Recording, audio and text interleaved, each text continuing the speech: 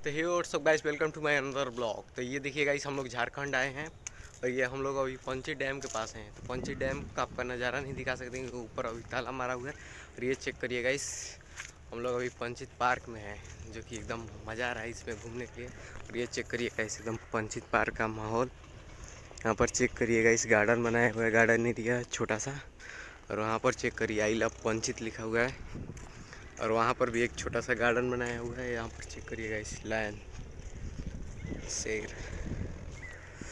और कुछ ज़्यादा क्राउड नहीं है यहाँ पर क्योंकि पॉपुलेशन यहाँ का 0 है, इसीलिए उतना ज़्यादा क्राउड नहीं है पंचित पार्क में। ये अपने बिहार में रहता तो एकदम अभी पूरा एकदम जाम रहता। यहाँ पर चेक करिए, एकदम पूरा दूर दूर तक एक दो ही आदमी दिखाई दे रहे होंगे। और हम लोग भी हैं, एकदम पूरा शांत माहौल है।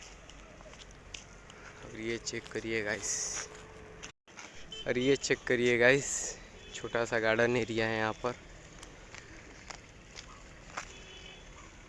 यहाँ का पॉपुलेशन बहुत ज़्यादा कम है, इसीलिए यहाँ पर क्राउड उतना ज़्यादा नहीं है। बाकी आप लोग चेक कर सकते हैं माहौल। ऊपर पंचित डैम है जो आपको शाम को दिखाएंगे हम। और ये चेक करिए यहाँ का, यहाँ पर उतना ज़्यादा क्राउड नहीं है, बट जितना भी है ठीक है।